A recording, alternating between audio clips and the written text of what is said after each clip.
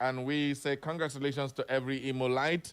And yesterday, while on our program, immediately I finished the program, I got a call from our amiable elder citizen, the senior statesman, Comrade F.I. Agba, says he wanted to correct an impression. He said that the Simon Bakwe did not build the Imo Airport, the Imo Cargo Airport. It was not built by Sam Mbakwe, that we should not be giving false information. I was like, that's new to me because all of a sudden it's not Sam Mbakwe. I was like, okay, today I'm going to raise it up and let's hear the story. While conversing and discussing with some people about it yesterday, I came to hear some historical facts that I wasn't even aware of before.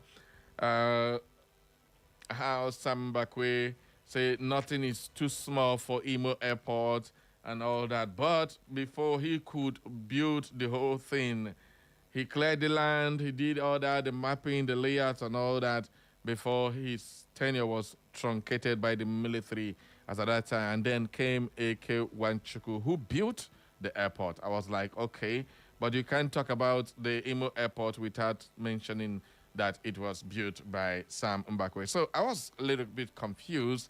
I said today I'm going to bring that up on air so that everybody who knows about it can give us the right thing. What really transpired? Why is everybody attributing the Imo Airport to Sam Mbakwe? On Google search, on everything, the name that comes out is Sam Mbakwe built the Imo Airport.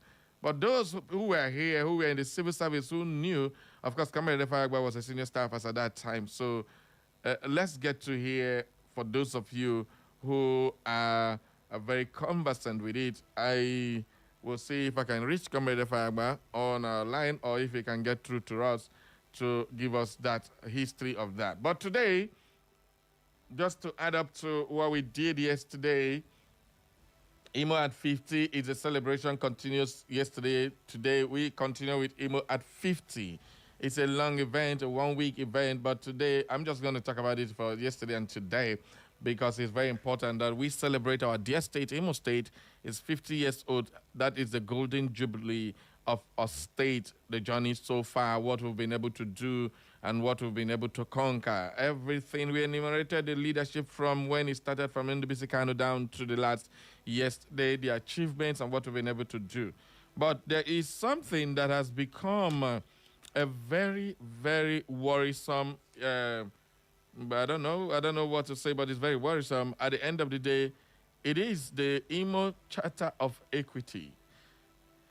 The equity of the people who makes up Imo State, the three zones of Imo State, that is talking about the Owerri zone, the Okigwe zone, and the Olu zone. Well, Olu zone seems to be the biggest among them, and they have been dominating political leadership and appointments and all that in the time past. And I traced back the whole of this. It's like it's coming from a particular lineage of people who have been leading Imo State. The only outsider happens to be or Hakim and all that. So I want to get to the root of this. I didn't bring anybody here today because I knew that this is a very, very serious discussion. I want more people to add their voice to this Imo Charter of Equity. It's a silent pact. Governor Hope Uzodinma has sworn before his second tenure that when he leaves, he's going to be handing over to an Owerri man. Okigwe is there screaming on top of their voice that they did not complete their own 8 years, so they need 4 years to make it 8 years before Owerri will get it. Owerri is the capital city. The other groups are complaining that Owerri gets everything in terms of development, in terms of everything. The Owerri zone is the one that benefits, whether it's Okigwe person in government, it's Olu person in government, Owerri is the one that benefits the most. These arguments have been going on and on and on, but is this Charter of Equity all about the people who occupy the government house? What exactly do we want from that word, Charter of Equity? How does it work? Has it ever worked? Will it ever work? So these are the things, because look at Achiko Udenwa. Since the Fourth Republic, Achiko Udenwa is from Olu. Rocha Sokorocha from Olu, Hope Uzodinma from Olu. And if care is not taken, maybe Oluma will come up again. And when they say Charter of Equity, why are other zones also competing when it is the turn of this zone? So can this ever work? It's the same thing that is happening in the national politics. There is a zoning between the north and the south, but people in the north will fiercely contest with people in the south when it is a southern turn.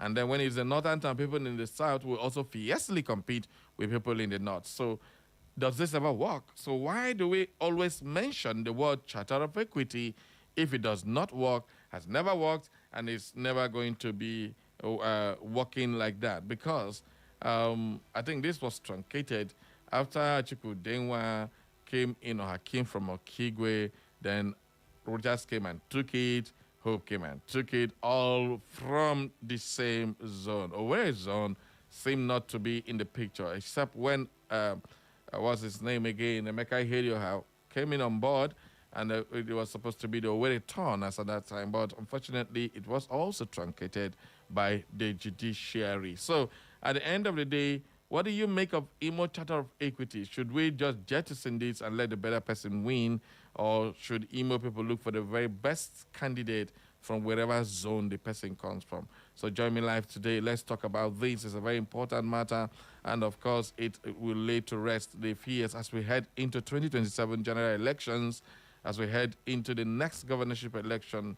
And of course, Governor Hope Uzodinma still has about 2 years to run on his mandate, but definitely we do know for a fact that people are gearing up for governorship. The likes and various parties are preparing to go into congresses, and then there will come primaries, and then the main struggle for the Douglas House will start. So everybody join me up today on the show. Join me up live on Facebook, on YouTube, Instagram, and all that, so that you can be part of it. We need to hear your own comment. Should Owerri man be prioritized in 2027? Should we get an Owerri man as, or Owerri woman? Because it's not just a man. Women are also involved in politics. Should we get somebody, a man or a woman? And definitely not a shemale. We don't want a shemale. Or a shim. Those Bobrisky type, we don't need them in government house. Ho-ha. So where do you think the pendulum should swing? So join me, let's have this conversation. But definitely before we go into that conversation, let's take a look at what the papers are saying this morning, starting with the Punch newspaper.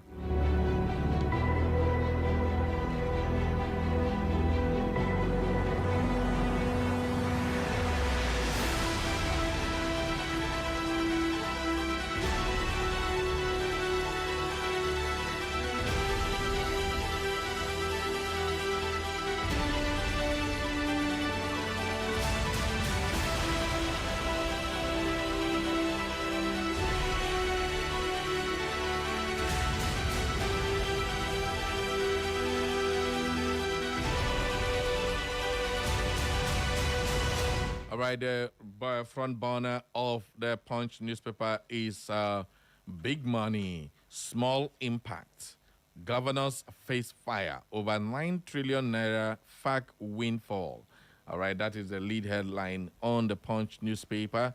Despite receiving an estimated 9 trillion naira in Federation Account Allocation Committee inflows in 2025, state governors are facing mounting criticism from labor unions, civil society groups, and opposition parties over what many describe as a widening gap between soaring revenues and limited improvement in citizens' welfare, where FAC allocations to states surged by over 2 trillion naira in 1 year, according to an analysis of Federation account disbursement data published by National Bureau of Statistics and collated by The Punch, highlighting the scale of revenue windfall that flowed to subnational governments in 2025 amid higher federation inflows, where the sharp rise has triggered criticism from organized labor and opposition political parties, with the Nigerian Labour Congress warning that higher allocations have failed to deliver meaningful improvements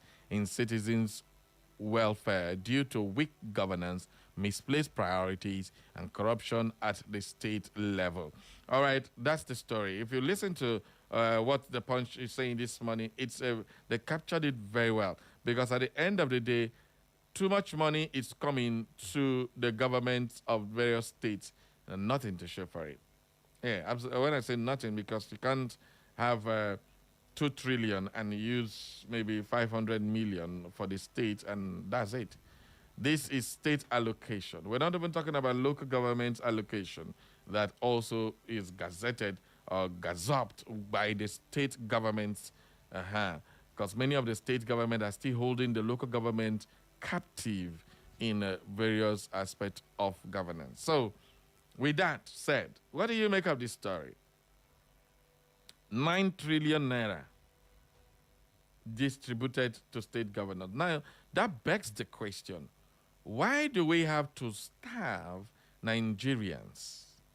Remove fuel subsidy that made fuel cheaper in order to raise money and give governors to develop the place. Governors don't develop it. So, is it a bad policy or it is because the Nigerian society cannot do that? So why take the common good everybody is enjoying and put it in the hands of a few persons, 36 of them in Nigeria? This is where the question comes in. And that's what beats my imagination. Fuel subsidy was removed. They generated more money according to the government. They borrow more money. They raise more money from internal revenue, from taxes left, right, and center. It is very funny. 100,000 comes into your account. The 100,000 will be 99,000 and some naira. Then when you now send out the money, they will still take almost 1,000 or 500 naira from that money. You will still pay for bank charges, SMS charges. At the end of the month, they'll still tell you bank charges. They'll still tell you a maintenance fee. Whether or not we go maintain bank for them, we don't know. But at the end of the day, all this is coming from the common masses. And it goes into the government coffers. So what is the essence? What is the benefit of the people? That's where the question is. So the President Bola Ahmed Tinubu's drive to raise revenue, give it to state governors, has it materialized into any benefit for the people who are suffering?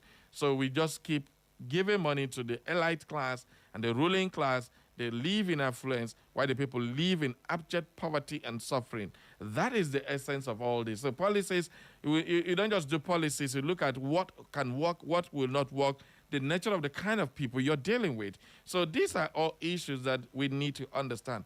All right, well, what do you make of that story? Do you think it is a wrong move, or do you think the governors should be held responsible? How can you hold the governor responsible if he has immunity from prosecution? Even after he leaves, he installs somebody that will protect him. So that's the spirit, and that's what happens in Nigerian politics. Even when an opposition wins the state, you find out that he will rather not prosecute the governor who left the office, whose immunity is now gone. The person will now take the money, run away. EFCC has, since after Ribadu, have you ever seen any governor getting behind bars for embezzlement? A governor is accused, we hear on the pages of newspaper, wow, wow, wow, wow, wow, wow. At the end of the day, the thing dies natural death, and that's it. And this is what is happening. How do you ever hold these people accountable? 9 trillion naira, nothing to show for it. Roads are bad. Schools, terrible. Hospital, don't even think about that one. A state government have the nerves and the guts to budget 68 million for the entire state of 2.3 million people. But government expenditure is 500 million. Now, these are the kind of people you are giving money to. Taking from the poor to give to the rich. Anyway, the Bible says, the more you have, the more will be given to you. The lesser you have, even the one you have will be taken and given to the other ones. Is this the Bible fulfilling it? I don't know. What do you make of that story? Just in, NLC, TUC suspend planned protest, asks FCTA workers to resume their own work. Well, the news in FCTA is that they have been paid their January salaries and a part payment of their arrears that were owed to them that made them go on strike. So the TUC and NLC were to join. I got a memo from NLC 2 days ago. I just didn't read that out because I have not seen anything materialize from that. I knew something like this would happen. The TUC and the NLC, they came in on board. wanted to join the FCTA workers' strike, but nothing happened. He will now ask again, the health workers that have been on strike since, what is NSC and TUC and all that? What are they doing? These people have been on strike for 3 months now, and this NLC, our NLC every day is getting weak and weak and weak, while workers are just there. All right, they have been on strike. The Nigerian Labour Congress and Trade Union Congress have suspended their planned protest in the Federal Capital Territory and instructed workers under the Federal Capital Territory Administration to return to their duties with immediate effect. This comes after the court judgment. So, would one say Wike has prevailed again? All right, did they get any of their demands met? So, well, partially yes. FJ begins free training for 10 million Nigerians on financial literacy.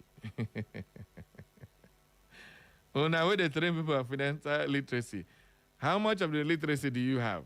Where you have 9 trillion and the governors have nothing to show for it in various states. Very funny. But it's a good thing. Go and learn if you want to be part of the financial literacy. Nothing good, no knowledge is wasted. So go learn it. 10 million Nigerians, great one. FJ commences accreditation for appointments of new PAMSECs and Nigeria's incessant grid collapse crisis. That one, nobody want to talk again. Be like a giddy way they shake. 2027, Zamfara APC, PDP crisis, open door for smaller parties. All right. No other country sees daily killings like Nigeria. That is coming from Bishop Kuka. And FJ moves to share electricity subsidy cost with state. What does that mean? This story has been flying all over social media, where the federal government has moved to end the practice of carrying electricity subsidy cost alone, while announcing a framework that will spread the burden across federal, state, and local governments from 2026.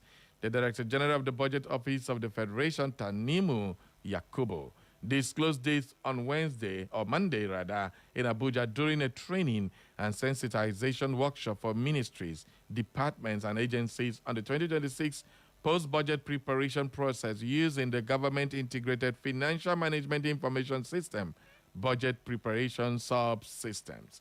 Yakubu said President Bola Tinubu had directed that electricity subsidy cost be made explicit, tracked, and fairly shared across tiers of government, warning that the current approach creates hidden liabilities and recurring crises in the power market. All right. First, they told us subsidy is gone. Not just in fuel, they say electricity subsidy is off. That's why the tariffs are high. Now we are hearing that they are paying subsidy, they are going to share subsidy. I don't know what is to believe anymore in this country. And now, why were the tariffs increased in the first place? It is because subsidy was no longer paid to the electricity distribution companies or the GENCOs. But now we're hearing that it's going to be shared. Where lies the truth in this country? Where lies the truth? So why was the increment in the tariff? That's the question. Subsidy is gone. Fuel increase overnight. Tariff increase overnight. As if that is not bad enough, they brought in band A, band B, band C. In Nigeria, if you cannot pay, go and stay in darkness. That's exactly what they're telling you.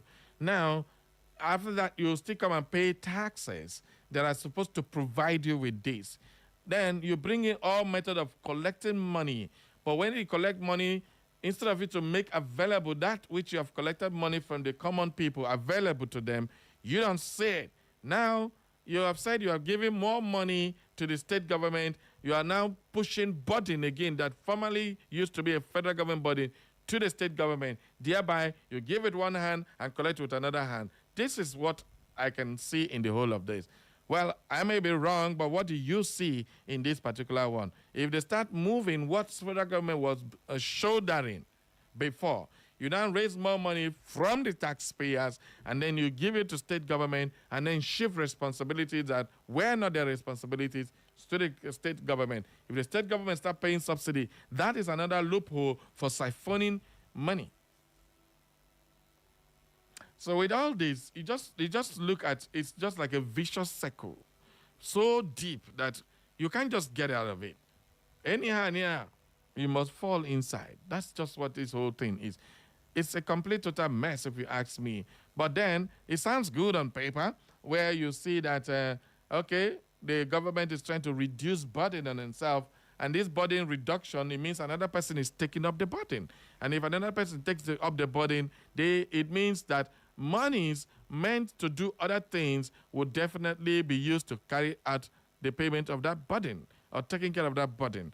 Invariably, you are now also reducing the small benefits the people are supposed to get from whatever revenue the government gets. This is a chain reaction. Well, it's just an analysis I'm making. I may be wrong, I may be right. You tell me what you make of that story, people. Let's move on now to the Daily Post newspaper. The presidency experts reacts as Nigerian banks 10% withholding tax on interest sparks outrage. This withholding tax, unless you have not made any business where you pay into any company account, it is very, very funny. Nigerians and investors have expressed growing frustration over the implementation of a 10% withholding tax on interest earned from savings and short-term investment. This is what I am talking about. You now remove 10%. You remove 7.5%. That is 17.5% from the people. Then stamp duty 1%, 18.5%. These are all taxes from the same source of money, the same source of business. Is this not going to kill the business? All government in Nigeria does is they don't care about what your business will go through. It is how your business will pay them money while rendering nothing to the business. One, you have increased interest rate. The banks charge more now. It means the business cannot go and borrow money to even help themselves, because if you borrow, you will be strangled by interest rate. Then you now manage and do your business. Again, you have to pay almost 25 or 20% of your earnings to the government. It means you are invariably working for the government. Then you have salaries, you have operational costs, you have every other cost. So how will businesses survive in this era? So these are questions people keep asking. When we talk about all this on paper, it looks, well, once you start implementing it, you will start seeing.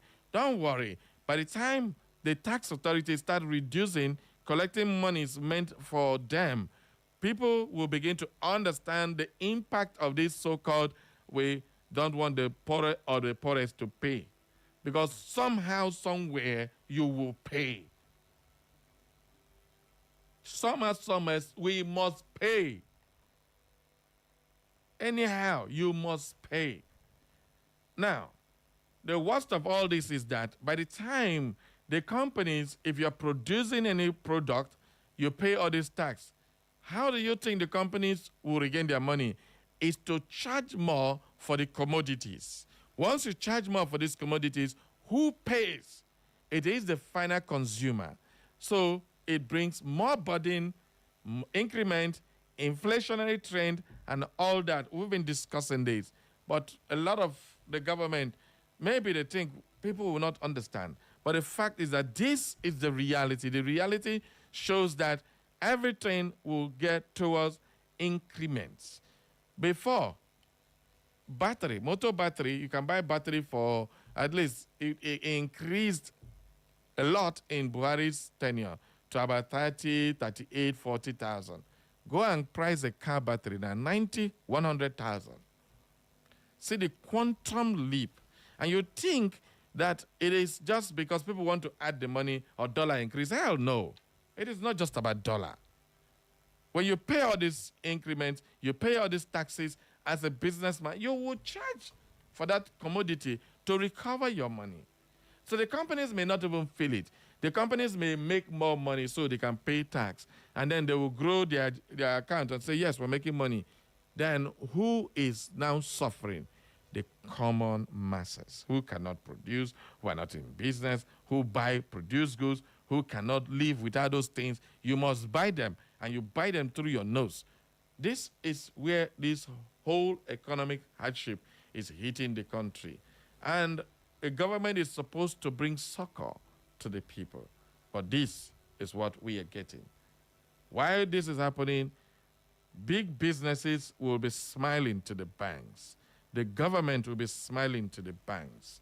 The poor man will be crying with hunger.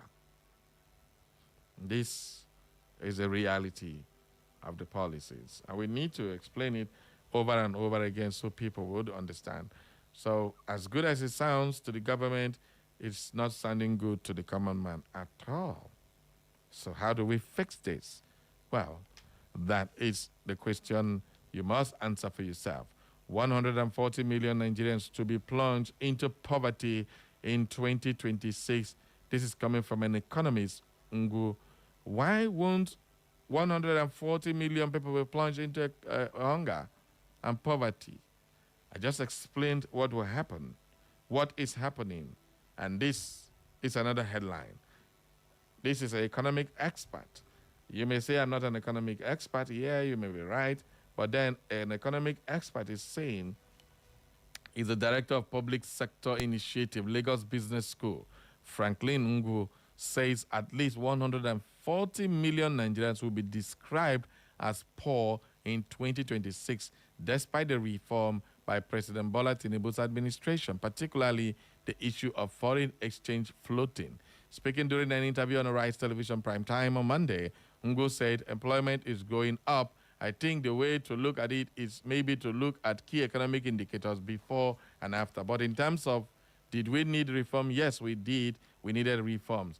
Another issue is the way the reforms were implemented, basically looking at fuel subsidy removal and then foreign exchange. I mean, other reforms follow that. So if we look at key economic indicators, unemployment, how are we doing at the moment, is rising. Poverty, it is growing down or growing up. It is increasing.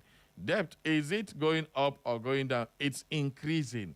So you don't bring reforms that increases every other thing negatively that affects a person or the country or the population and your economy. What is that? Inflation, is it being rebased? We are told it's coming down about 15%. Revenue of the government, is it increasing? Yes, it's increasing in terms of other economic indicators. But they say they want to bring down inflation to 15%. How? When fuel is increasing, when interest rate is increasing, when people's poverty is increasing, how is inflation coming down?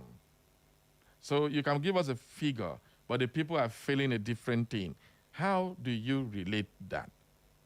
Well, whatever policy you do that does not affect positively to the common man, that policy is flawed. For the state, it may be good, it may raise more money, do all that, but it doesn't affect the common man. And this is what made Donald Trump won election in the U.S. because groceries were increased. And the people, because they have a good electoral system, they can change it anytime. But here in Nigeria, do we have that? I doubt it.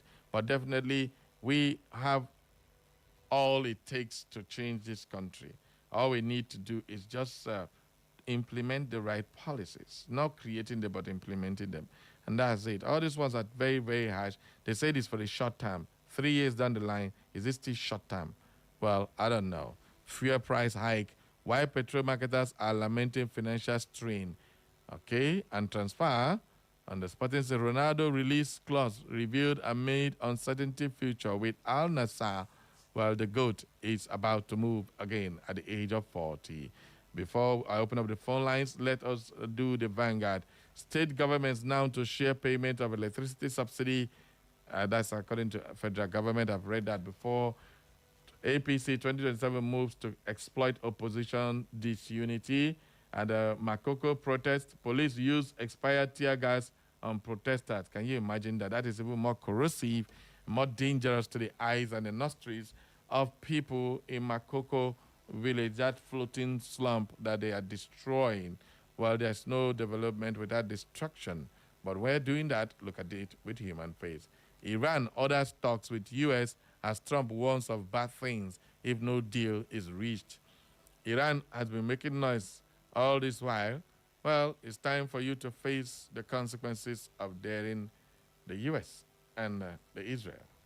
Well, Iranian President Masoud Pezeshkian has ordered the start of nuclear talks with the United States. Local media say as his counterpart Donald Trump threatened bad things if no deal with the Islamic Republic was struck. Following the Iranian authorities' deadly response to anti-government protests that peaked last month, The U.S. president has threatened military action and ordered the dispatch of an aircraft carrier group to the Middle East. Well, that protest saw a lot of people killed because Khamenei has said, deal with them ruthlessly, don't show any mercy. Well, alleged coup soldiers can't be court-martialed under Nigeria's democratic system. That is coming from Falana. Falana, you had better go and learn military code. Court-martial is where soldiers are tried, not the civilian court. PDP, a formidable party, not charity organization. That's coming from Wike. Well, that is after the court dismissed the Turaki-led faction. And FACT shares 1.9 trillion naira to FG and states and LGS. All right? The local government is also part of the 1.9 trillion naira largesse that is coming through the FACT. All right. So that leads us to open up the phone lines now to let you add your voice to the conversation. 0911 20022 or 0707 454 1014. Good morning and welcome to Straight Talk. Oh, good morning, my very good friend, Valley. I greet you. I'm happy to be your first caller this morning. What a beautiful achievement I've made. My name is Chimju Numad, and I usually call from Duchi, Imo State. All right. 150 million Nigerians will be plunged into hunger, according to the economist. And I want to reply this economist in the words of William Shakespeare when he said, and I quote, I called thee the tongue that tell me so, but I destroyed the better part of my man. And from this moment, let this joking friend never be believed that tend to partner with us in double senses. Of course, which was a statement of Macbeth when he discovered that contrary to the prophecies of witches or way sisters, Macduff, his opponent, was not born by woman per se, but rather to the operation. And I asked this economist, upon which premise is he making this assertion? Even when World Bank and some of these international organizations have told us that Nigerian economy will grow higher this year, and when we have even started recording, exports and yields from non-oil sectors, now why should this type of thing be? Let us actually not begin to run down a government work which we are supposed to be part of. Well, Chief Jude, yes? Chief Jude, did you hear a thing I said concerning all these policies that you say they are bringing? More money comes into the government, no doubt. Everybody knows that. The government will raise taxes. But are you seeing how those policies are affecting even you that is talking? Are they affecting you positively? Well, are you feeling positive inflow from the government policies, the so-called increment in revenue, the so-called growth by the World Bank and all that? Are you feeling the impact as a person? That's just a simple question. Beautiful. As a layman, at least, Barry, you will not disagree with me that prices of most of the food, essential food items have started coming down. At least in last year's December, I was able to buy a pint of Gary at the cost of 1,200 as against 3,000. A cup of rice at 250 because I wouldn't want to talk about that because I don't have the money to do that. So what are you not talking about? So if before you were buying a bag of rice for 30,000 or 20,000 and then the bag is selling for 50,000 from 100,000 it was, so it's good for you. Is that what you're saying? Yes. Well, no, what I'm saying is I've not even thought about buying a bag because I don't have the truth is that, Chief Jude, about a cup of rice. A cup of rice used to sell for about 100 naira. Now it's about 300 for 500. Are you aware of that? Okay. So what I asked you is a simple question. Are you feeling any positive impact from the so-called growth the World Bank said, or the so-called impact from whatever the policies gains the government is preaching? Are you feeling it as a person? Yes.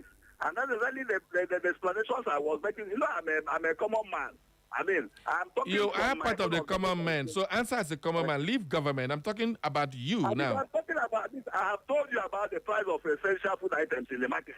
Right? I talked about the price of rice. I talked about the price of the cup of plate of gari and things like that. These are practical things. Is it cheap? Common people like me. Is it cheap? Is it cheap now?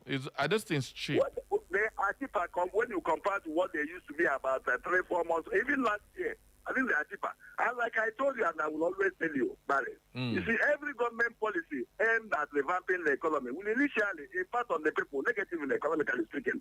And that is the scenario that's playing out. But I'm happy now that even people have started feeling the impact of that government revamping, particularly since I pressed the fuel subsidy remover, the payment remover. I can tell you that the trend will continue like this. And possibly before the end of this year, you can even buy a cup of rice at the rate of 100 naira. To the greater glory of God. All right. Thank you very much. Thank you, Chief Jude. Good morning. Yeah. Good morning, Sabari. Good morning. Welcome aboard. Is that Kachisin? Yes, I'm glad to be your second caller today. Go ahead, sir. Okay. My name is Kachisin Ekuha. All right. I am calling from my community for in a way the Western School government. All right. Yeah, Sabari, I'm very happy to be the second caller after the first caller. And I want to thank you specially for engaging him very well. Okay. In fact, I look out for a day. He has been saying that he wants to buy time and come on air. Let him buy. You can even do it free for him. Let him come on air. Let people like us engage him directly. See, buddy, I'm not, the greatest defeat is self-defeat. Self-deceit, rather. Self-deceit. And the one thing you can do is to wake up a man who is trying, who pretends to sleep. You can't wake up a man pretending to sleep. And we are all in this country together. Every time one man will come up to be saying a different thing, I like how you engage him. I said, okay, he said he couldn't buy a bag of rice in December. And you asked him, for previous years, you were buying. So why couldn't you buy this year? So we all are seeing the situation of the country. Each time somebody will be singing this and that. It doesn't all go well. Now, if you see black, you call it black. If you see red, you call it red. So this kind of deceit and all that, it doesn't align well. So when people, come on, I like how you engage him. All right, when people are saying the wrong thing, you, the presenters, people equally know. So when someone says the wrong thing, address that person as you did now. I want to commend you so much. Thank you. Thank you. Thank you, Kachisin. All right, messages from our Facebook says Patrick Chidi Okeke. Good morning, Barry Cosmos. Thank you very much, Patrick. Ekemini Inse. Oh, I love that name, Ekemini Inse. Says, Sabari, good morning. How are you doing and your family? We are fine, thank you. I've been struggling to connect with Echo FM. No way, please. What is the new link? Let me connect it ASAP. Ekemini Inse from World Bank. All right, you are here live. Our new link is Echo FM 100.7. That is where you get us. Echo FM 100.7 on Facebook and YouTube. Echo FM 100.7. Just there, you will get us there. All right, let's go again to our phone lines. Good morning.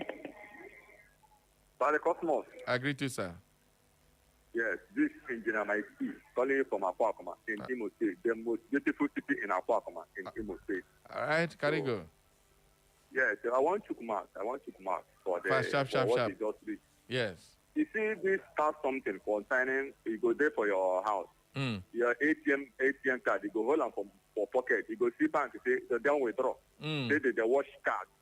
They watch card. I can't. You get no. Sorry, this thing is serious something. Not serious, you get the day where I go for bank. Yeah. I can't ask them. You say that they watch card. You look at my ATM card. I hold on for hand. You say that they watch card. If they reduce this, if they reduce that. See, this thing don't they get up out of hand though. Because one day somebody go fight for inside bank. Are you getting me? So this tax has something that they withdraw. You go put 10,000 barrel. Go 2 days. Your money no go reach 10,000 again. They go the daughter. We just small. They tell us that you put money for bank. The money go increase. But what thing they happen now? No, tell me what thing they happen now? The money now they steal them. Now stealing, make I put them. Apart from CBN, see this commercial bank. They steal our money. Maybe federal government took eye or maybe took for this matter. Thank you. Case of incapacity. For somebody to hit somebody for bank, I beg, put man for this thing, but thank you. All right, thank you. Well, Sanity Ifeanyi Chukwu said, blessed morning, Big Brother Barry. Hope your night rest went well. Yes, I'm Comrade Ifeanyi Chukwu, Fikis man from Umuago, Obosima in Ohaji, Egbama, LGA. Well, to the glory of God, thank God for bringing us Imolite thus far. It has not been easy, but God has been there for us here in Imo State. Imo at 50. There's a section that is lacking behind, which is the education sector. The incoming governor should please do something about that unit. Lastly, charter of equity is not the problem. The problem is getting someone who will deliver us well in this state, someone who can stand in the gap for the people, the poor masses in this state. It is not a matter of zoning. What we need in this state is someone who can lead us well to the promised land. Have a great day ahead, Big Brother Barry. Thank you very much.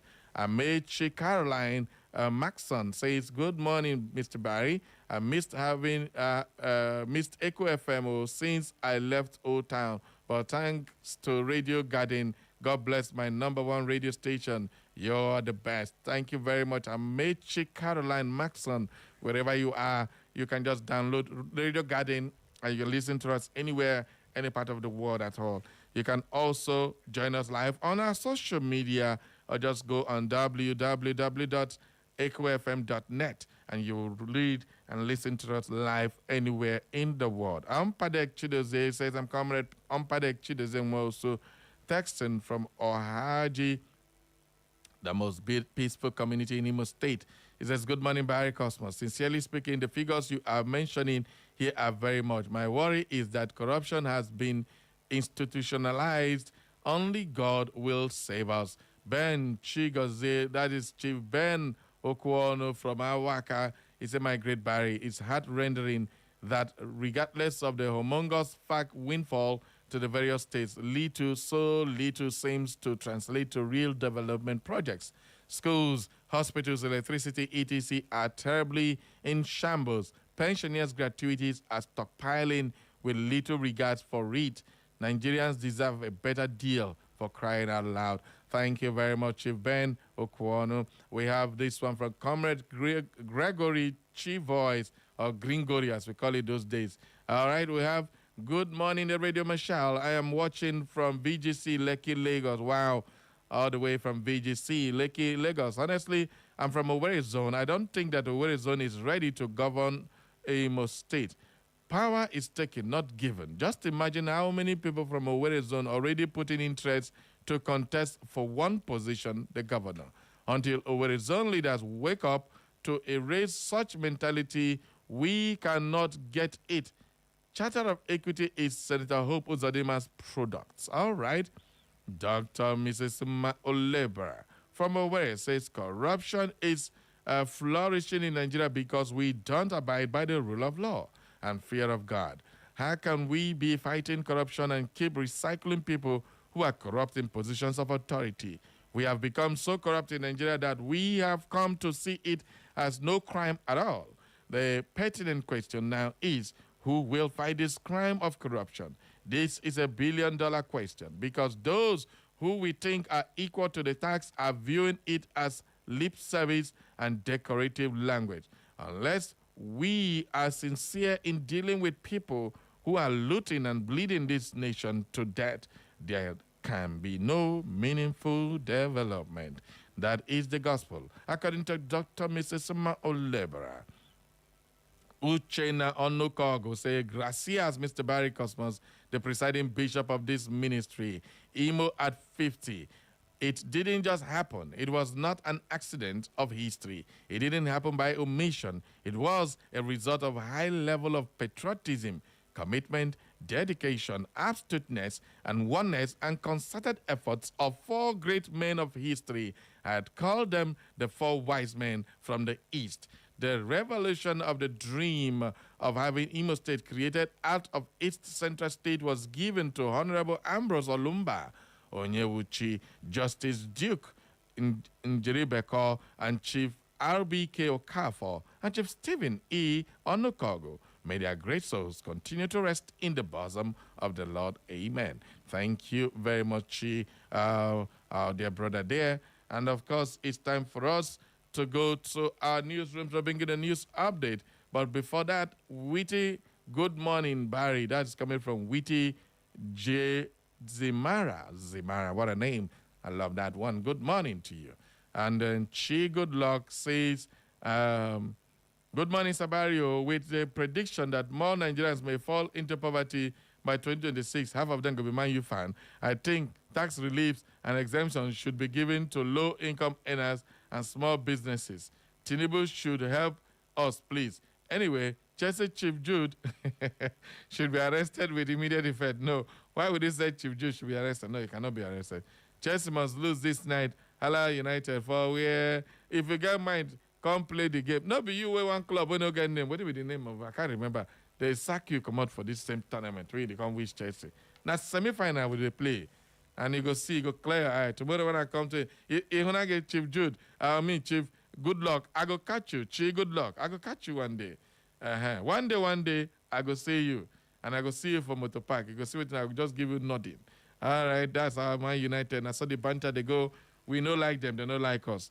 All right.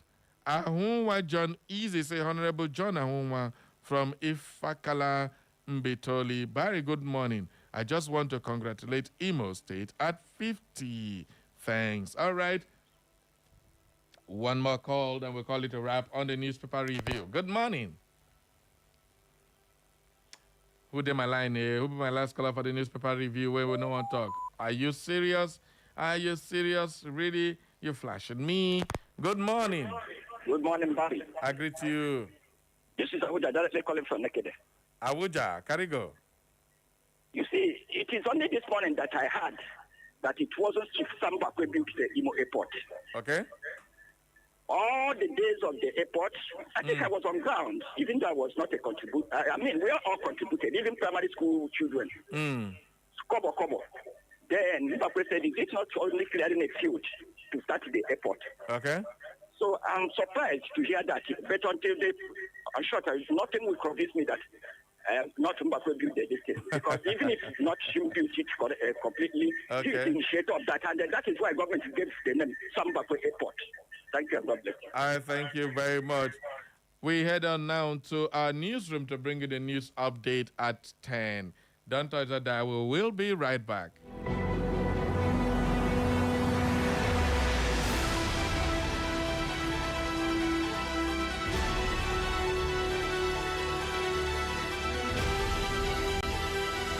Echo FM. It's the sound of the city. Echo 100.7. This week to help those in need. If you know that it's God Almighty that created you and created we Nigerians like you need to do good things for us because the masses are suffering. How you can suspend me here? Are we your slaves? And I'm going to win this election. That is the truth.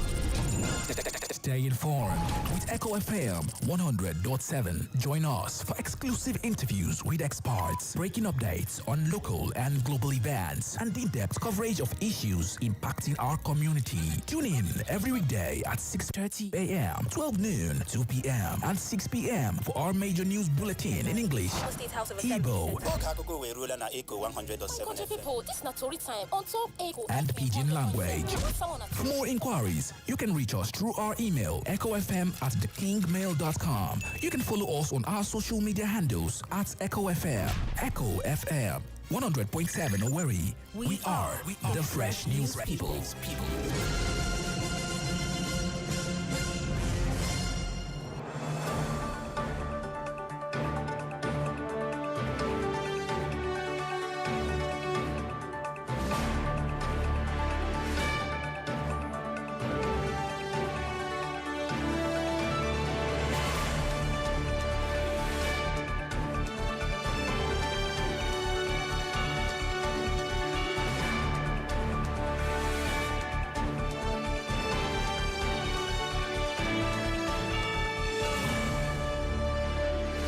From the newsroom of Echo FM comes a news update at 10.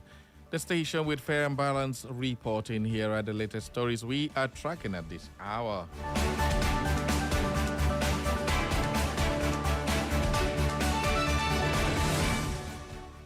The National Industrial Court in Abuja has restrained the Nigerian Labour Congress, the Trade Union Congress, and 3 others from embarking on any protest or industrial action within the Federal Capital Territory.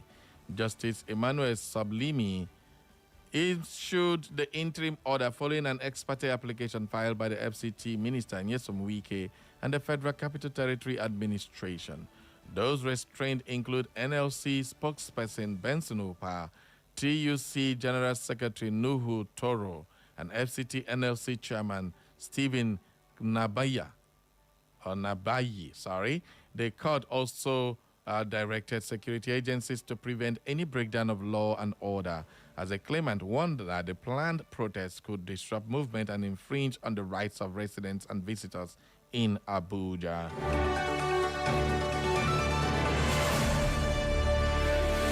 The Joint Admission and Matriculation Board has announced that persons with disabilities will receive free application forms for 2026-2027 Unified Tertiary Matriculation Examination.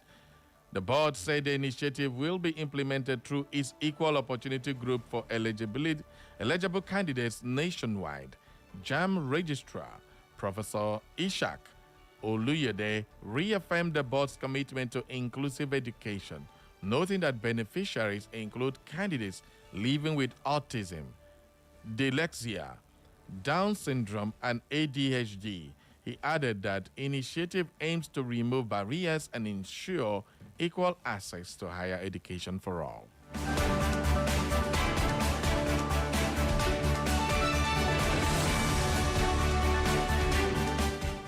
The Imo State government has imposed a daily curfew from 2 p.m. to 10 a.m. in Amaseri Community, Afikpo local government area, following renewed violence that led to the killing and beheading of 4 persons in the area.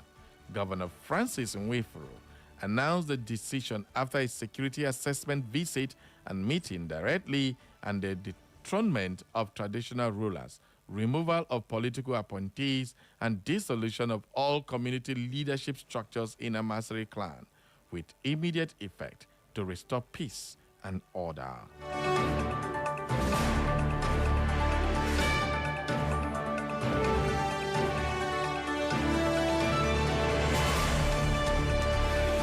In Lagos State, a lone truck crushed along the Lagos-Ibadan Expressway near Foursquare Camp has claimed 6 lives, injured 23 people, and killed 29 cows.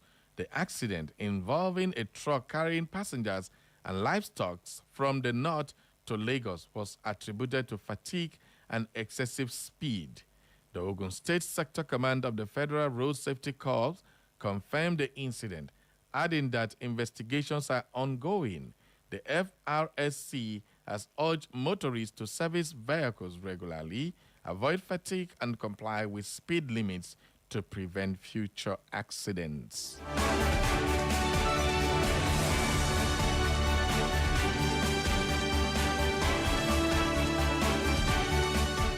And in business, the Nigerian Employers Consultative Association, NECA, has criticized NAFDAC over its renewed enforcement of a ban on sachet and small pet bottle alcoholic drinks, describing the move as a violation of a federal government directive suspending the ban. NECA Director General Adewale Smart Oyerinde said the products were duly tested and proved under NAFDAC's own regulatory standards, stressing that regulation must follow due process, evidence, and existing laws to avoid economic and governance setbacks.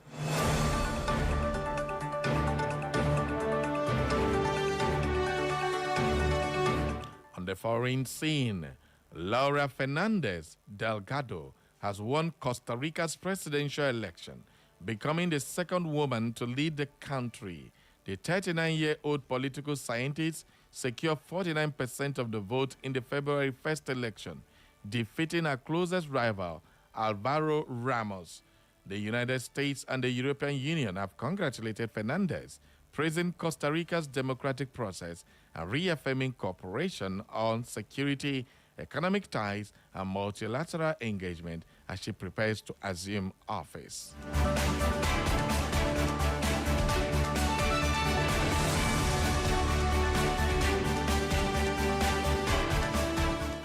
In the world of sports, Leicester City have completed the loan signing of Nigerian midfielder Joe Aribo to strengthen their squad for the remainder of the season. The club confirmed the deal after reaching an agreement with the players' parents' club. The 29-year-old brings top-flight experience, having featured extensively for Southampton and Rangers. Aribo is expected to add depth and versatility to Leicester midfield as the season progresses.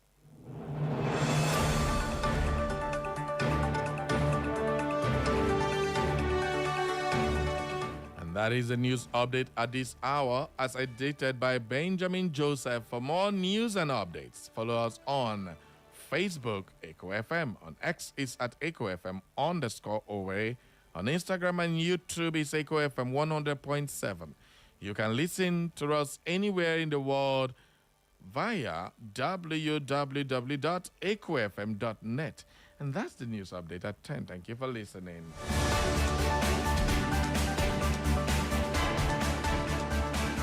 Echo FM. The sound of the city. Echo 100.7.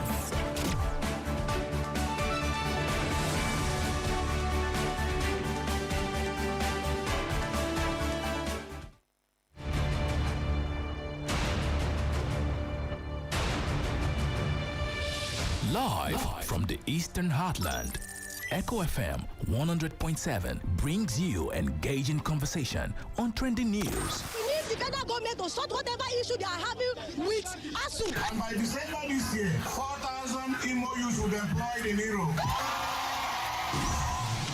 It's explosive. Well, first of all, we must understand that war in itself is a display of anarchy. When you talk about war, that is lawlessness at its peak. When you say you are fighting war to keep Nigeria one, no. You fought the war as a manifestation of your incompetence in the management of the crisis that was then part of Nigerian history. Hilarious. I get malaria, my cancer.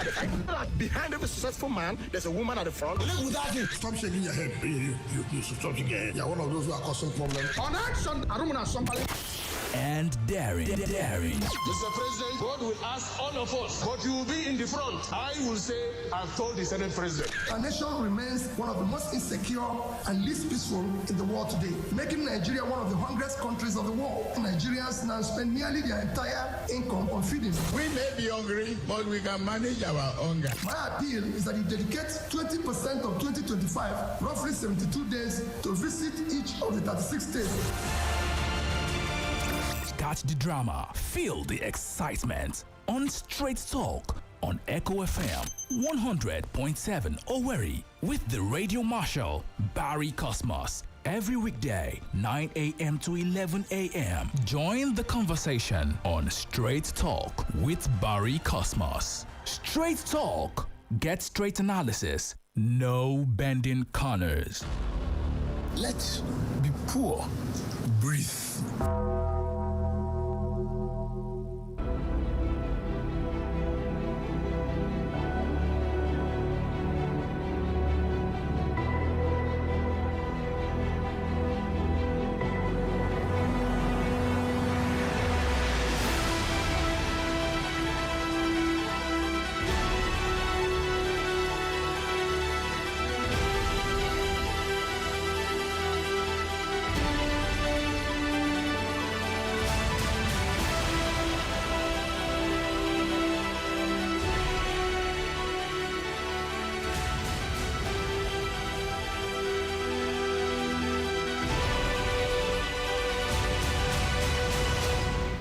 All right, good morning. Welcome aboard.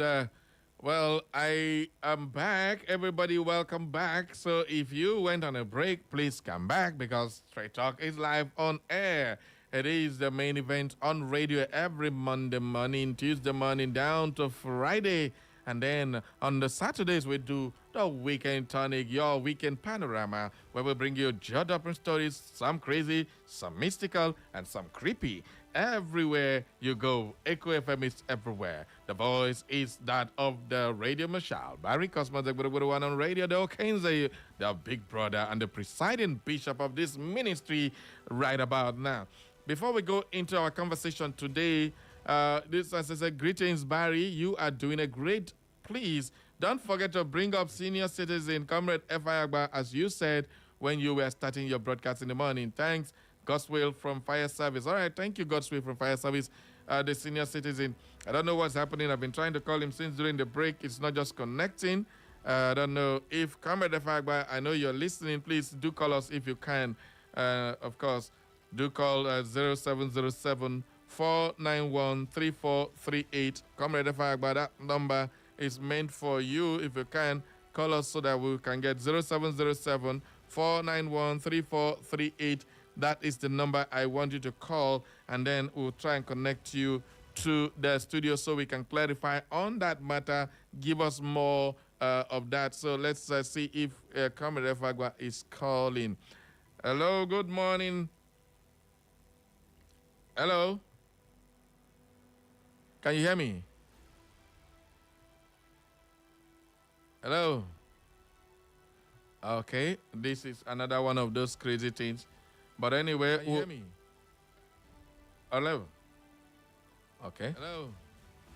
Oh, I'm hearing myself. I don't know what is wrong with this network today, but then, Comrade Fagba, if you are listening, please do call us on that number, 0707 491 3438. That number is only for Comrade Fagba. Anybody that calls it, if you're not Comrade Fagba, you go pay me money now, 10,000. All right, let's go back and then get some of the messages that came earlier on before we go into the conversation of Charter of Equity. Engineer Ebuka texting from Futo. As Imo State marks 50 years, governance should rise above the rhetorics of the so-called Charter of Equity. Development is not driven by entitlements or rotation, but by credible visionary leadership and capable of delivering results, especially in rural areas. All right, let's see if this call will come up this time. Hello, good morning. Hello, good morning. Especially in rural areas. All right, let's see if this call will come up this time. Wow. Good morning. I can't still connect to Comrade Fagba. I don't know what is happening, but definitely let's just leave that one. If I can, we'll connect to him. All right. In governance, like in chemistry, inputs without competence lead to unstable reactions, producing noise and heat without tangible outcomes. What IMO needs is a balanced and controlled leadership process, one that converts vision and policy into infrastructure and sustainable development. Governor Hope Uzodima's administration reflects this approach, emphasizing stability, connectivity, and statewide progress. At 50, IMO must prioritize performance over sentiments and results over rhetorics. Engineer Ebuka texting from Futo. All right, this other one says, Juju from Ikwere. Juju don't write newspaper for me. Juju from Ikwere say, Barry, good morning and happy Golden Jubilee to Imo State. At least I'm senior to Imo State. When Simon Bakwe used to go to schools with 504 Peugeot, he says, one, Barry, if I suggest before each election, let the president, governors, and other positions step down or declare their seats vacant because they use such positions to rig elections. Two, EFCC are not doing well. When you pay, you pass system. Thief and go to APC, your sin will be forgiven system. Our governor tried, at least he sent 4,000 Imo youths to Europe. Also, he relocated Imo Zoo, Eziama, Ikeduru to Eziama. All right, Johesu still on strike. Federal hospitals shut down. Minister of Health need to be replaced. By thanks, that is coming from Juju from Ikwere. This is from my beautiful mama. Beautiful morning, my eloquent and majestic Barry Kasi. The stories are issues surrounding Wike into who triples as the Minister of FCT in APC government, Commander-in-Chief and head of activities in River State, and at the same time, the leader of the PDP. Now, he has extended his tentacles to Oyo State. What a human being. This is unheard of and can only happen in this country called Nigeria. Is it not absurd and unbearable that one person is allowed to play all these roles in a country where there is a working president and a sitting River State governor? Why should one person be Namoha? Well, yet the president and the commander-in-chief of the country remain mute. Nigeria is really a strange and fairy country of great concern. Isn't Lady Julie Nasike sent in that one? Thank you, Mama. We also have this one from architect Sir OPZ Onwomere from Works Layout. He says, the Gbodogbodo One Generalissimo International, Barry Cosmos, we cannot jettison the Imo Charter of Equity, which was instituted to offer inclusiveness, fairness, and equity among the zones of the state. Although Governor triplets have consistently broken this accord, offering very low-quality citizens and infrastructural development and playing to the gallery with federal bootlicking inclinations. It is Owere's zone turn, and Okigwe and especially Olo zone should rest, Kwanu. Only Olo governors have performed badly with federal allocations, oil-producing states allocation, no industries, no rural infrastructure, and citizen suppression and neglect. Why is this sounding like Arsenal? Arsenal, no Champions League, no FA Cup for how many years? No Premier League for 24 years? No Arsenal. Oh, God of now. Bring Governor Alex Oti of Abia State to Imo State as a gubernatorial candidate, and nobody will remember anything like Charter of Equity. That is very funny. Thank you very, very much. Okay. This other one says, okay, no, that's not for me. This one says, during the fundraising, the major contributors include F.U. Anyao from Mbise, Engineer Emmanuel Iwanyao, OK 2000 from Okigwe, still alive. Have a wonderful working day, Mr. Okehilem. Okehilem. Hi, if I murder your name, no vex. All right. Let's start off with the Charter of Equity now. Listen, I don't want to talk much on the Charter of Equity. The question is, has this Charter of Equity worked? Can it work? Will it ever work? Those are the questions we are calling and asking this morning. So let's have that conversation. Leave every other matter. Let's deal with the Charter of Equity. The only person that is allowed to talk about Simon Bakwe is Comrade Fagba. If we can get him on online right now. The phone line, my phone line, the studio line here is really acting up. I don't know why it's acting up. So let's just hope that he calls our normal call. 0911 20022 0707 454 1014. Let's hear from you now. What do you think about the Charter of Equity? Good morning. Who am I line? Barry the barman. I greet you. Good morning. Good morning. Yeah. This is Engineer Elim calling from Umuba Orata. All right. Go ahead, Engineer. Let us get it straight. Charter of Equity. Yeah. Before 97, nobody in Imo State talk about Charter of Equity. Okay. Okay. On 98, during the election time, primary PDP primary governorship election. That was when Charter of Equity come the mandate of Imo Light. Now, PDP do that.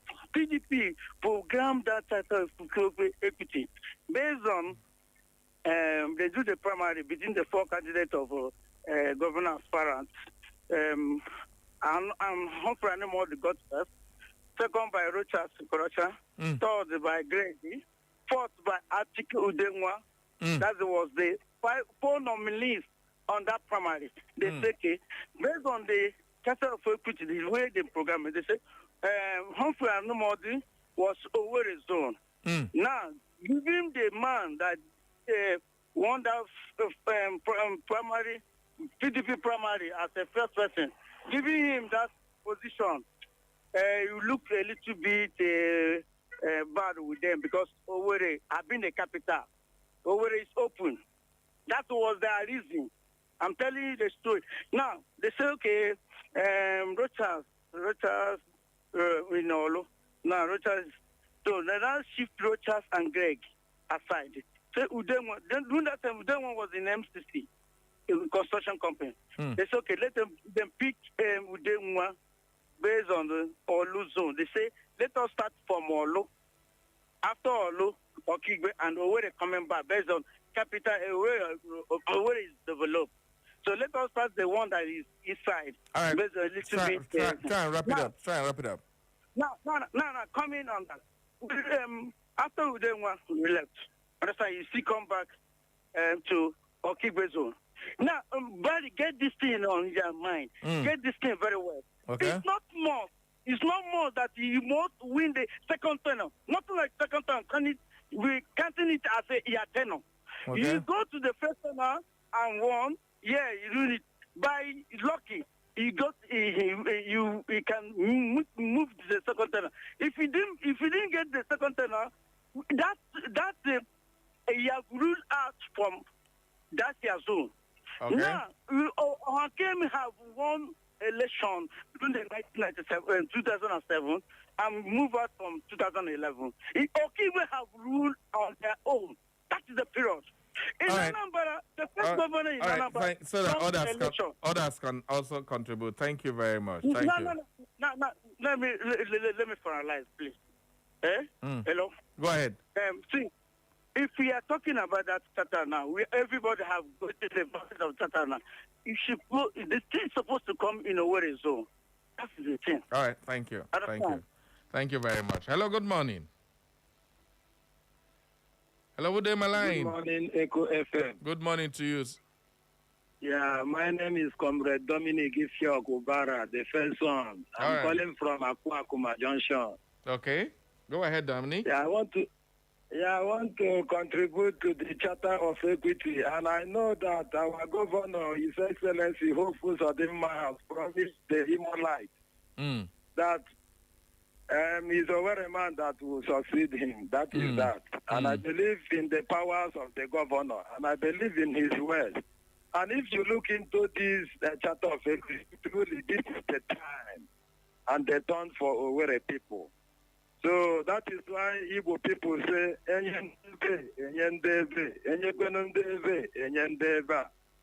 Igbo people also say that, in this Charter of Equity, if you give this... All right, thank you very much. That is definitely an Owerri man. And for a Unam Chibukom says, betalicious morning to you, my golden voice in the studio. A super duper congratulations to all the good people of Imo State on their 50 years anniversary celebrations. Imo must be better again. Kachineke Mezoku. That is from your regular listener, Nufra Unam Chibukom Ogambo. Good morning. Good morning, Barry Cosmas, my very good friend and brother once more.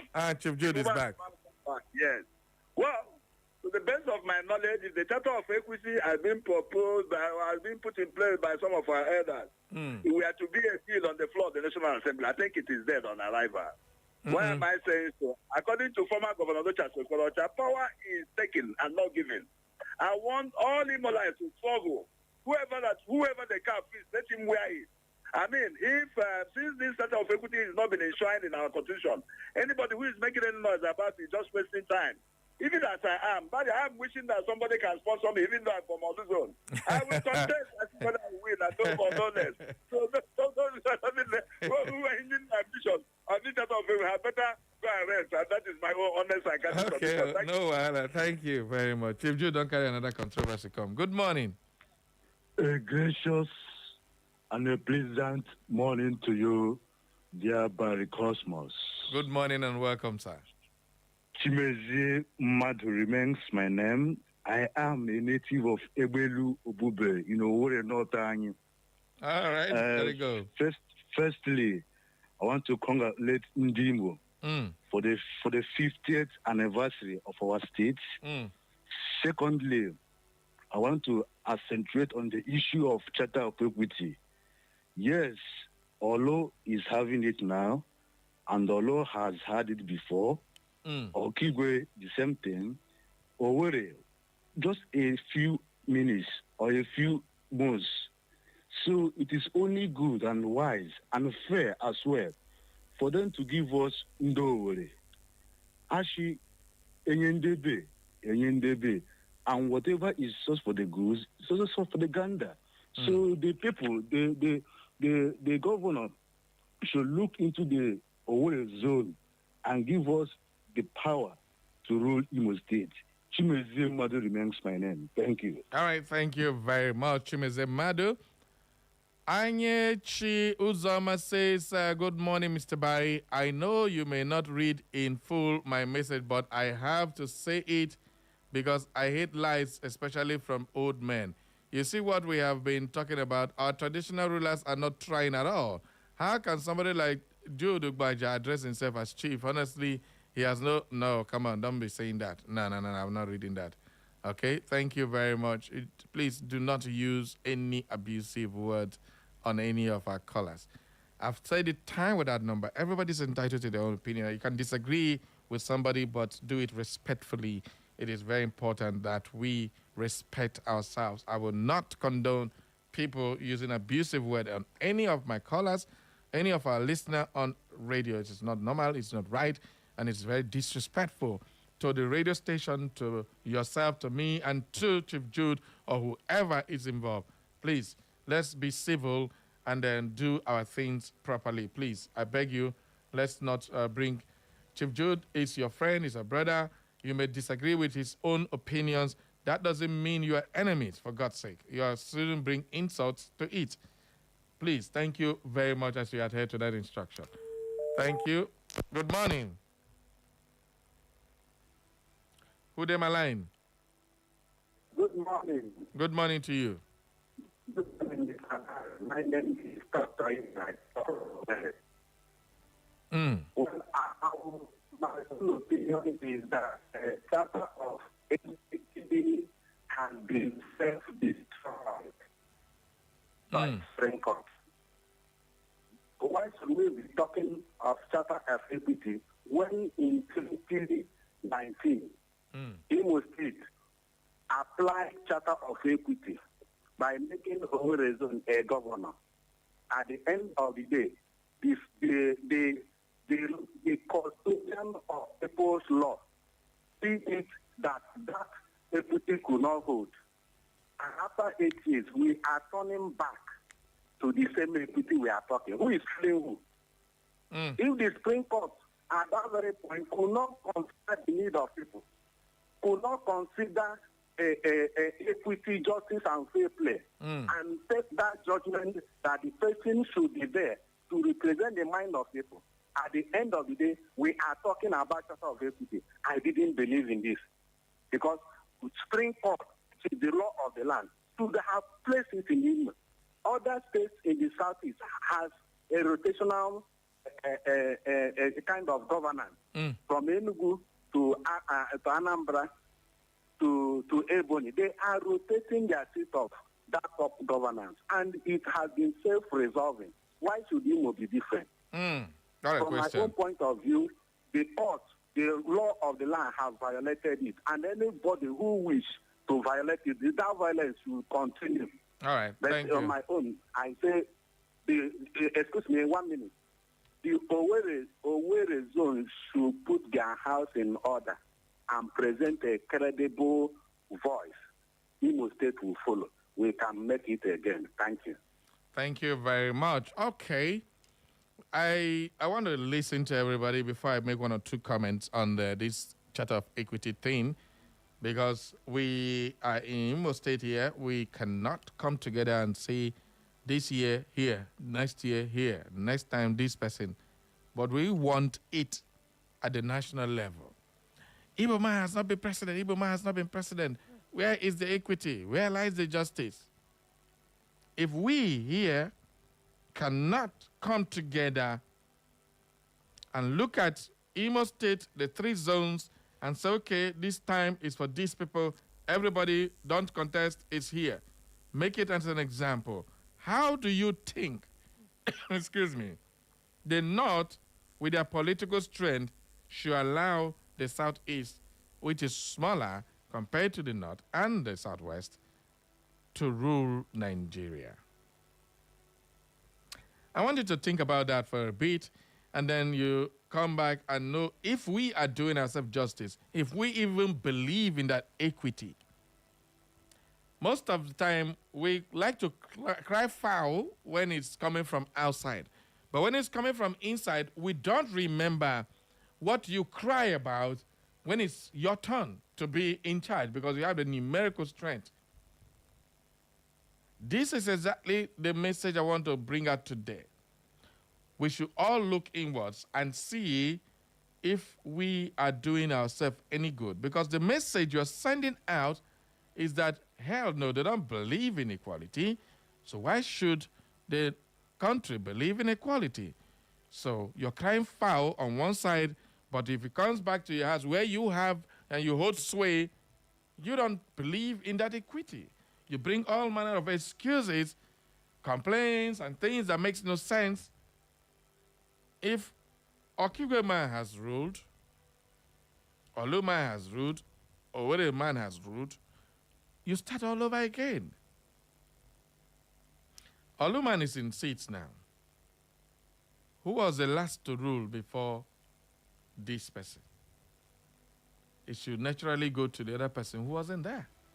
Now, technically, if you look at it, there was an Owerri governor called Emeka Ihedioha, removed by the Supreme Court. He didn't even do 1 year. It means there is no term. He didn't do a term. In Okigwe, there was 1 term done, complete term, and which is the constitutional provided term for a governor or president. 4 years. Second tenure is not constitutional. I wonder why we don't ever look at this. My second term, 8 years, 8 years. There is nowhere it is written in the Constitution that your presidency governorship is 8 years. It is 4 years. The next 4 years, if the people think you did well, they vote you back. It's optional.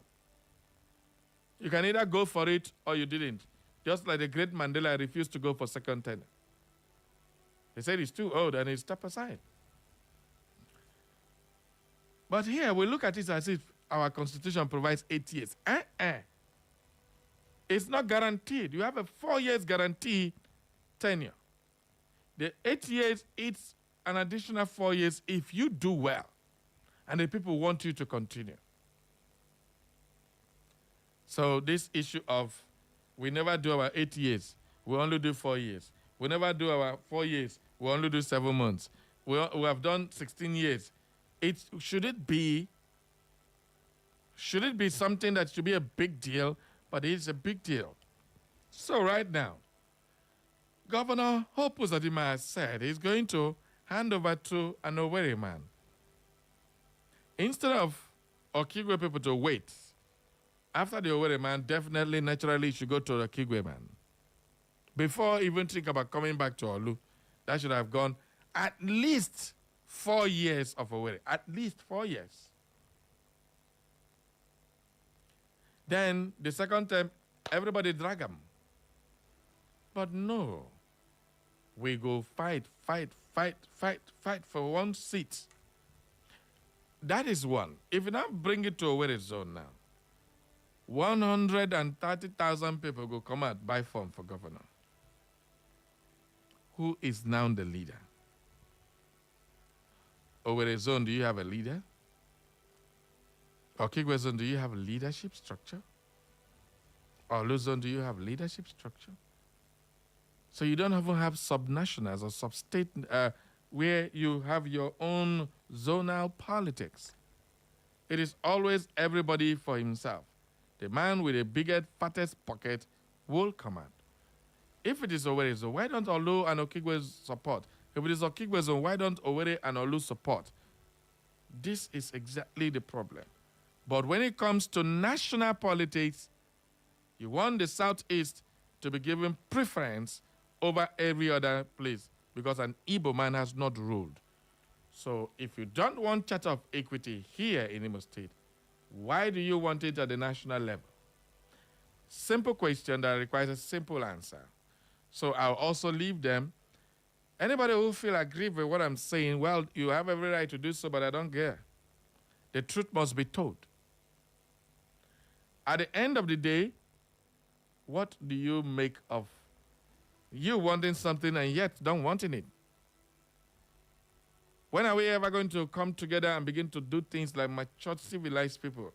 50 years is not a joke. We should have had a leadership template by now. Stop playing unnecessary politics. The leadership structure of Imo State should be placed known to everybody. This is how it goes. The forefathers that set up this structure should allow that structure to go on. But the younger generation will come and say the forefathers don't know anything. That's what they do, because they have money, because they have the influence and all this craziness that comes up. So definitely, this is what I have to say. I'll leave you to say the rest. Let's get your opinion. Good morning. Hello, good morning, guys. Welcome aboard. Name and submission. Thank you very much, ma'am, for joining us. Go ahead. Yes. You see, the Charter of Equity is the best thing that can happen in the political dispensation because it will encourage stability, Okay. understanding, oneness, fairness, equity, justice, and all right. Governance is about the people, and the people will determine who governs them. The people know what they need and who will lead them, and cannot be imposed with someone that they cannot confide in. You see, God feeds every bird of the air. It does not throw the food in their mouths. It is justifiable and proper that the next governor of Imo State should come from where he's known. It should be taught by him, discreetly and sincerely kill self-interest, prioritizing the future of the zone and state. That should be the man. It's not shaping us away in no politics that shows self-centeredness, hot-blooded, and incapable political origin of itself. And of emergency and untested candidates before being thereby weakening the zone's potency to produce credible, foresight, and ready to deliver governorship candidates. Self-interest, both psychology and greed, are avoided for us to be a number.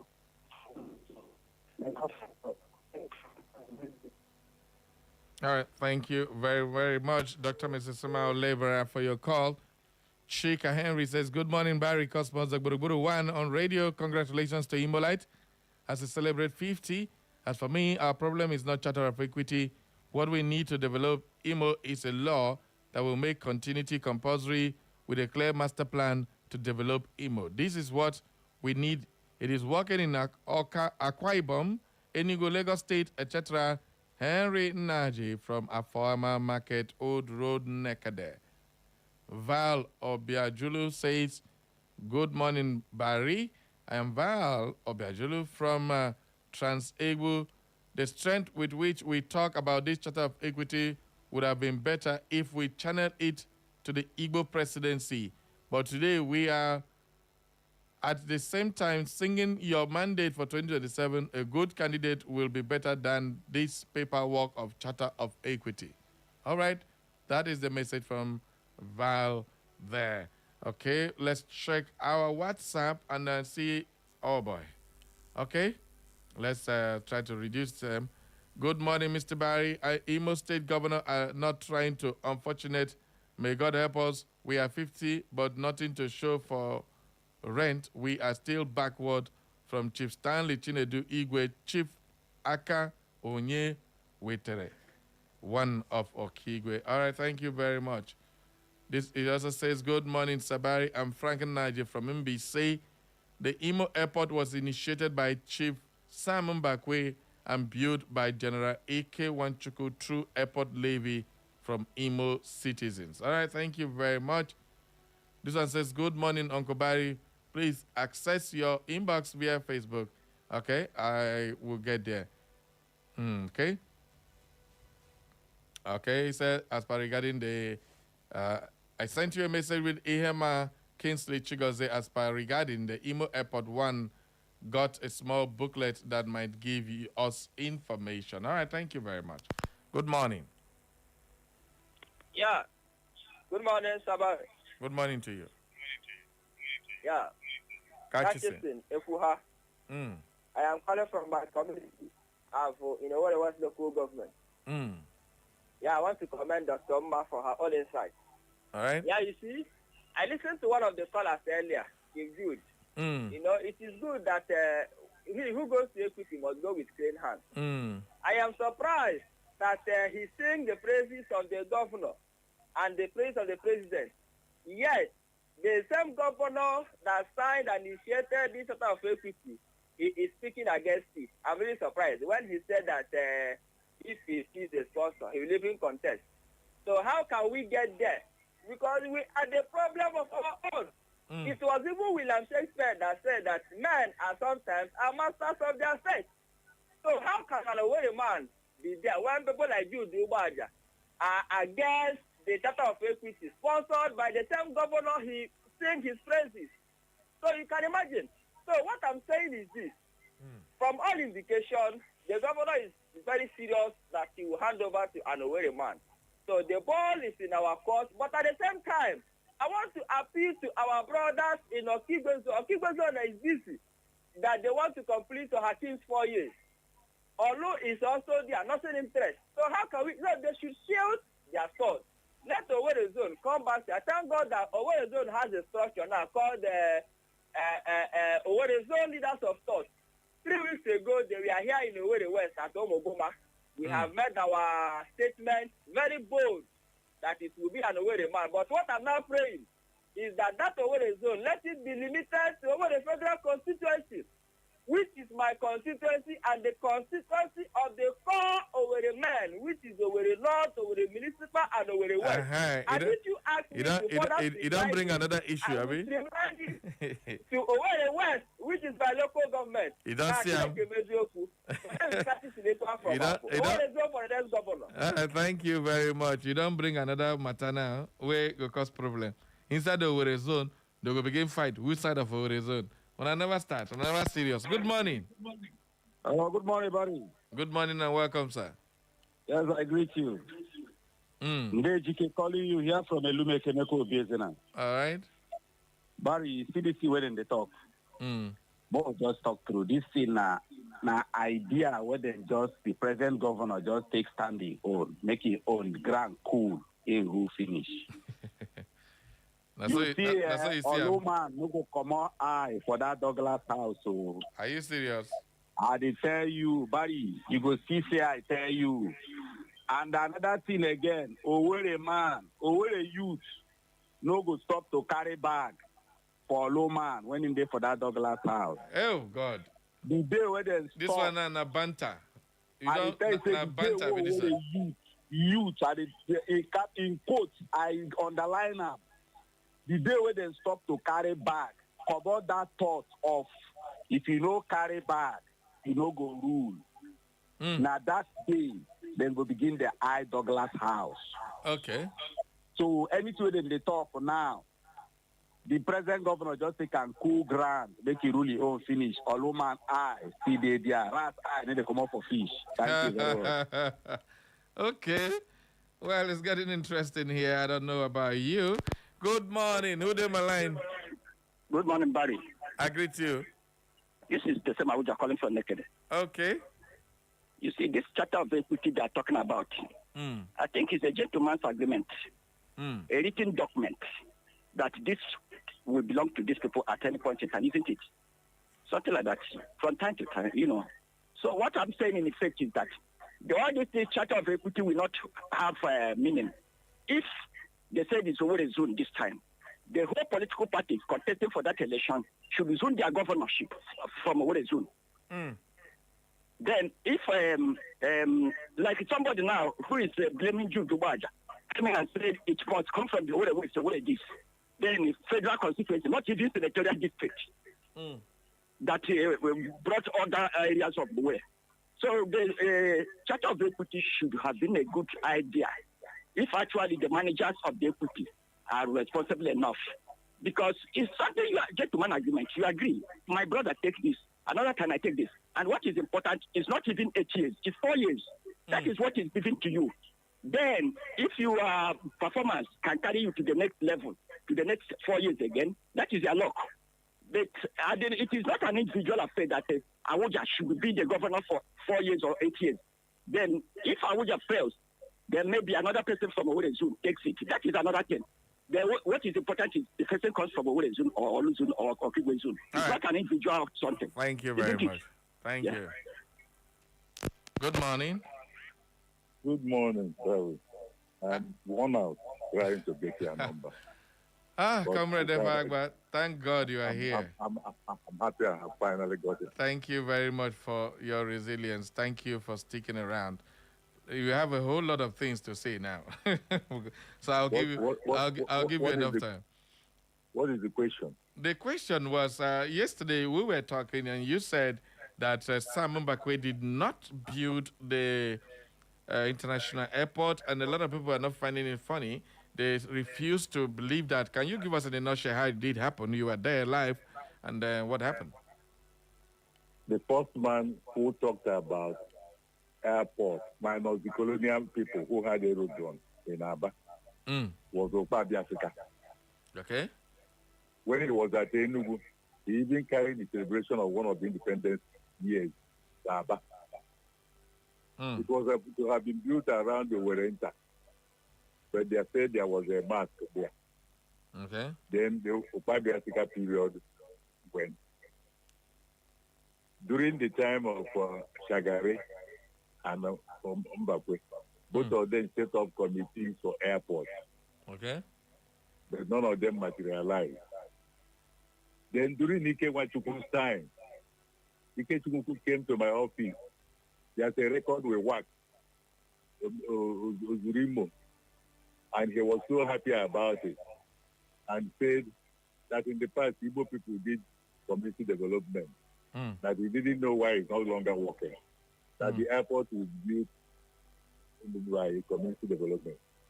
I was director of culture at the material time. Then initially, he declared what he called Imo formula. Because what people don't know is that Mbakwe came with very good intentions, went into many industries, but he was swindled, or Imo people were swindled, not by Mbakwe, so that those industries could not sustain themselves. One of them, paint industry, and they said, he had so many of them. If they have succeeded, Imo would have been industrialized. Even the Amarako power station, I was the de facto chairman when they have already removed that plant, trying to make that place the headquarters of water agency for Imo State. But we was there that I personally discovered some of the things that made the Amarako power station fail. It was on diesel. Consumption was heavy. It was a thermal electricity investment, but there was no water supply there. Over 1,000 meters at the Marako, you cannot get water. And so the thing couldn't be sustained. So it collapsed. And for the people who are doubting about industry set up of Mbakwe, they should look up a book called The Child of a Hawk. Okay. Even though he included one I don't accept. He included Concord, which I don't even accept. Then Ike Wachukwu started, and why he talked about Imo formula is that Mbakwe, with his good intentions, has borrowed so much that Imo State was owing 1.2 billion naira at the end of Mbakwe's regime, while Anambra was owing only 4 million at the end of Nobodo's regime. So Imo formula was that Imo was bankrupt. People were retired after you have put 35 years service. It was Imo State. In fact, Efayama was the person who suggested that he came that instead of laying off young officers, that it's better to retire those who have maximum pension. And that was what the federal government borrowed. Even though in my career, I went to court challenging it later. The other one is history. So anybody who is saying Mbakwe build Imo Airport, well, he should go and brush up his memory, because I think he's in a dream. And many people contributed to it when they were in school. Let them check the time they did that contribution, and they will know that Mbakwe had already left office. So if it's so the contribution started with Mbakwe and was sustained by Ike Wachukwu. Is that what you're saying? No. Mbakwe had nothing to do with it. Okay. I said the first idea of airport in the area occupied by the old Imo. So who came up with the famous comment? Nothing is too small for Imo Airport. It was during Ikewachukwu's time. It was Ikewachukwu's idea, complete. Okay. Because Mbakwe had no role to play in it. I say he had a committee for airport, while Shagari's government had. That was Shagari was headed by a man. I don't remember who headed it, but none of them was handed over to Ikemwachukwu. It was just Ikemwachukwu's idea. And what was happening? If I be a little, I don't know whether Ikemwachukwu will be happy with what I was saying. I will say now. Ikemwachukwu was in the Nigerian army, answering IOS.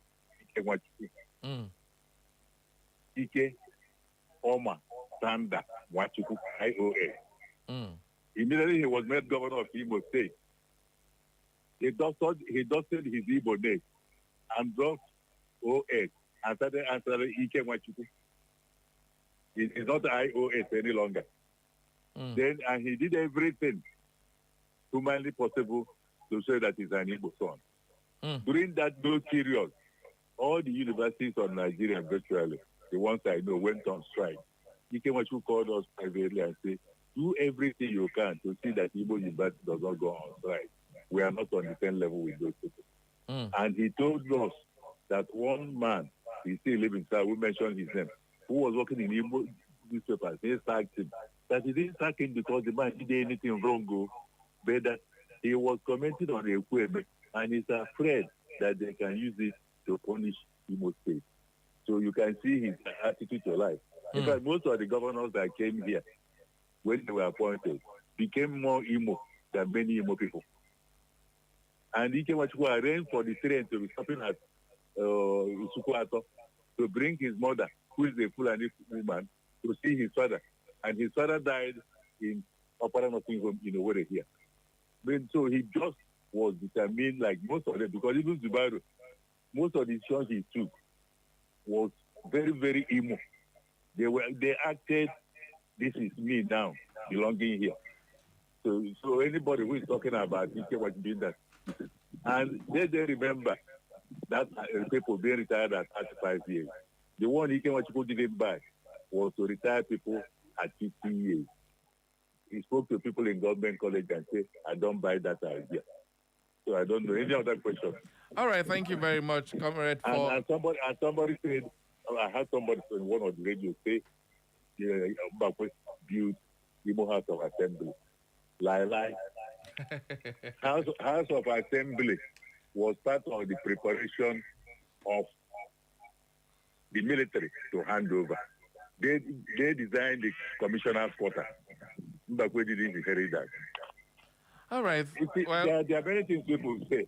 For instance, this fall, where they are having cabinet meeting now, they say expanded cabinet council. Mbakwe. It was built before Mbakwe came into government. I was one of those present when Mbakwe was sworn in. The first Ahajoku lecture was held. It was to be held in 1998, but it was shifted because Reverend Igwe, who was invited to come and give the lecture, said he has visited Nigeria unless we will guarantee paying his transport again. Then Mike Echiro was approached at Ibadan. He was head of Department of Postgraduates. So in 1979 November, just a minute, the lecture was held in multi-purpose hall. Mbakwe came into government in October 1. Did he build multi-purpose hall in 2 months? Less than 2 months. So many people are talking. When they are talking, you start wondering, why are they doctoring history? For instance, many of them say he built Aladema. Go and check. People packed into Aladema from 1977-78. Mbakwe came into government in 1979. So there are many things they are saying that are not true. But that doesn't mean Mbakwe wasn't a good person. I said he had very big ambition. If his plans have worked, Igbo would have been wonderfully industrialized. And he was one of those who believed in rule of law. So when he wants to do something and you allow him, it's against the law, he will stop. So if there's any other question, I'll answer. The people whose memory have deceived, I wish we have more time, but our time is over now. If you check our time now, we have no time at all. for any other sorry. question. Probably when we have other opportunities, we'll do that. Apologies to those people whom I cannot read their message. Thank you very much, Comrade Efagba, for coming up on board. Well, we've heard from the other statesman who was there during that administration. So for those of us who have different, maybe I'll just have to find a way to get Comrade Efagba to the studio and we talk about this. It's a very deep history of Imo State, and we, the younger generation, need to learn the truth. Thank you all for being part of the program today. Let us congratulate Imo State at 50, and of course, 50 years Golden Jubilee is a very big thing to celebrate. Congratulations to Imo State, and of course, as we do countdown to another big day coming, because Barry Cosmos is waiting to celebrate. SM, what did they give me for my birthday? Man, they charge you now. As I know the Greek give, well, we're going to charge. I'm going to call it and then 111. SM, I'm going to start with. Fufu. Can Jesus Christ? I don't go. Health Revolution is next. Before they eat fufu, give me big stomach now. Bye-bye for now. My name is Barry Cosmos. Up next is the Slim Diva with Health Revolution. Echo FM. It's the sound of the city. Echo 100.7.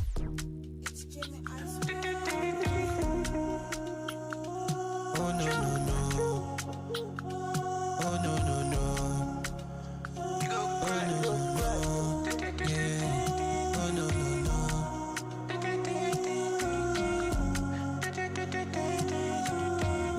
So me come here with the vibe. Last night the mom calling my name.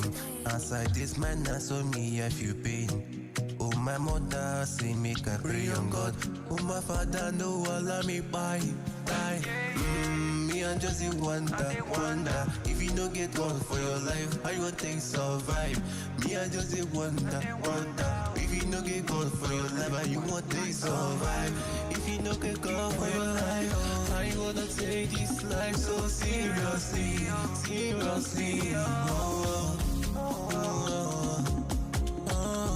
You go kick it, because you go kick it, because you go kick it, because me go, you go kick it, because you go kick it, because you go kick it, because me go. Oh Lord, I'm on my news. Provide for one guy, make one guy feel they pay him bill. And when do this occasion, now living like a baby in the street. My dream every day is to make the money on the streets. Money on the streets.